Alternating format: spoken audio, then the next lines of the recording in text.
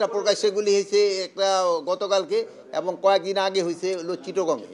5ই August পরবর্তী অনেক সন্ত্রাসী জেল থেকে বেরিয়ে গেছে, তারা এই সময় সক্রিয় হয়ে উঠতে পারে, এই দুটি বিষয় জানতে চাই।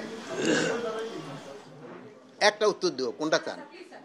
না, অনেক বাইরে হয়ে গেছে তো ওই জন্য সবাই কোনটা আগে আগে একটা আপনারা বলছিলাম যে আমার বয়স বেশি, দুইটা করলে মনে থাকে না। আগেরটা কি বলছিলেন?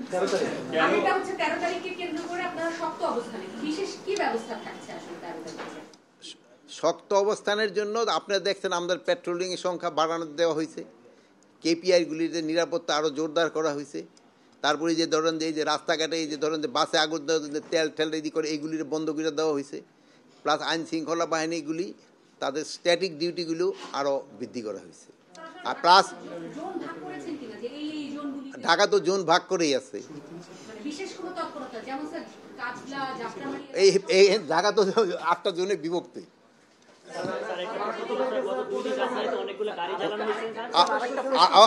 আরেকটা ছিল, আরেকটা শেষ, এখন যে সন্ত্রাসীরা যারা বের হয়ে যাচ্ছে তারা অন্য ধরনের কোনো কর্মকাণ্ড হলে তাদের আবার আইনি আয়ত্তায় নিয়ে আসার জন্য বলা হয়েছে। হ্যাঁ, এটাই ইসে হয়েছে, একটা প্রকাশ্যে গুলি হয়েছে একটা গতকালকে এবং কয়েকদিন আগে হয়েছে হলো চিটাগংয়ে প্রকাশ্যে গুলি হয়েছে। হ্যাঁ, গতকালকে হয়েছে হলো এই যে কোর্টে না, ওই হসপিটালের সামনে। হ্যাঁ, এই দুইটা ঘটনা ঘটছে। মানে যদিও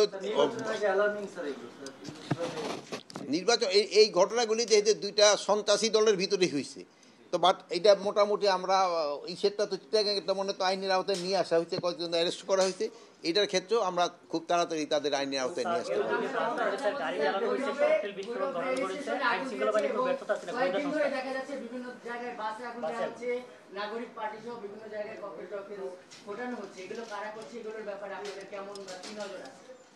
কোনটা বলুন, কারটা আবার বলেন দি কি প্রশ্ন? প্রশ্নটা হচ্ছে স্যার, গত 2 দিন অনেক জায়গায় স্যার বাসে আগুন দেওয়া হয়েছে, কয়েকদিন পর পর এনসিপির কার্যালয়ের সামনে ককটেল বিস্ফোরিত হচ্ছে, অনেক জায়গায় বড়ভাবে আওয়ামী লীগ মিছিল করতেছে। এতে কি গোয়েন্দাদের তৎপরতা কোনো ব্যর্থতা আছে কিনা? অথবা না, এখানে কোনো ব্যর্থতা নাই, বড় ধরনের মিছিল কোথাও হচ্ছে না।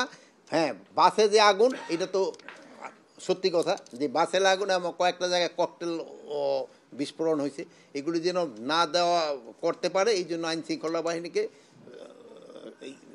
ইনস্ট্রাকশন দেওয়া হয়েছে। প্লাস আমরা আপনাদের মাধ্যমে আমরা বিভিন্ন যারা রাজনীতি দলকেও বলবো, তারাও প্লাস আপনারও, যেহেতু এরা যারা এই কাজগুলি করতেছে এরা কিন্তু সব দুষ্কৃতিকারী,